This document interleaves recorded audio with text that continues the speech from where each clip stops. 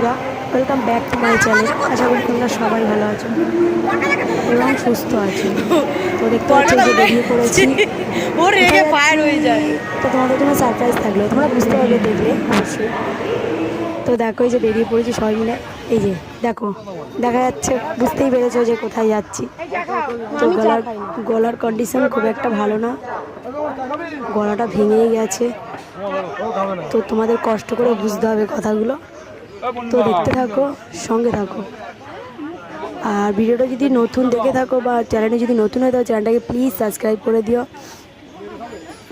তো এই দেখতে পাচ্ছ নেমে গেছি শেওড়াফুলি, তার মানে বুঝতেই পারছো যে আমরা কোথায় যাচ্ছি। আমরা যাচ্ছি তারকেশ্বর।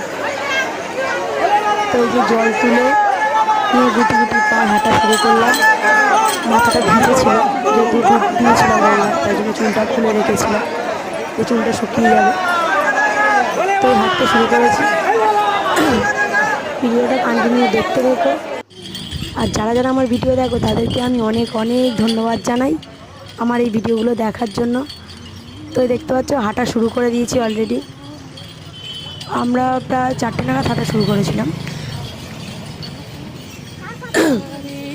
ওই দাদা পাথর উঠে গেছে, অনেকক্ষণ জলে ছিল না, পা নরম হয়ে গেছে।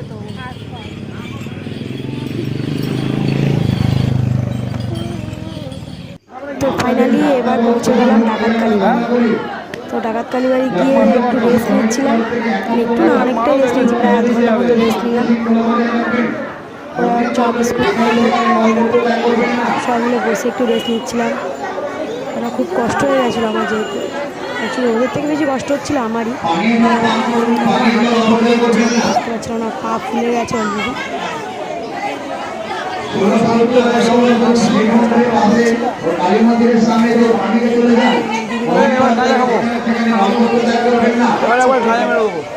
আমরা সবাই মিলে জল ঢেলে বসে আর রেস্ট নিচ্ছি। দেখো কেমন করে মজা করছে, সবাই এসে গড়াগড়ি খাচ্ছে। গালটা আমার দেখো একটু ফোড়া ফোড়া লাগছে, কেননা দেখি গালের মধ্যে পান ঢুকিয়েছিলাম। তো পান খেয়ে আমার একটু প্রবলেম হচ্ছে, যেহেতু আমি কোনো নেশা করি না। তো পান খাওয়াতে আমার গাল পুরো ছিঁড়ে গেছে, পরে বুঝতে পেরেছিলাম। তো এবার ভাবলাম যে না, এবার ওঠা যাক, যেহেতু লেট হয়ে যাবে আবার কাশী বিশ্বনাথ যেতে যেতে। সবাই বলছে ঠিক আছে। ও সরি, ফাইনালি আমরা কাশী বিশ্বনাথ পৌঁছে গেলাম। তো দেখো রেস্ট নেওয়ার কথা ছিল আমার, আর এরা শুয়ে টান টান হয়ে শুয়ে সবাই রেস্ট নিচ্ছে। শুধু শোয়া হয়নি, রেস্ট নেওয়া হয়নি আমার, আমি বসে বসে মশা মারছি। আসলে কাশী বিশ্বনাথে এত মশা ছিল যে প্রচণ্ড পরিমাণে মশা কামড়াচ্ছিলো। তো আমরা জল ঢেলে এসে বসে যাই, দাদাভাইরা দেখতে পাচ্ছি, এই দাদাভাইরাও মানে ইউটিউবার এরাও, তো এদের সঙ্গে দেখা হয়েছিল। তো যাই হোক, অনেকক্ষণই রেস্ট নিয়ে নিলাম। ওরা একটু শুয়ে বসে রেস্ট নিয়ে নিল, আমি বসে বসে ফোন ভিডিও করছিলাম, ফোন দেখছিলাম। তো সবাই বলছে এবার ওঠা যাক, যেহেতু লেট হয়ে যাবে নাহলে আবার। তখন বাজে 12টা, যখন আমরা কাশী বিশ্বনাথ থেকে মানে কাশী বিশ্বনাথ থেকে বেরোচ্ছি তখন বাজে 12টা, 12:30 নাগাদ হবে।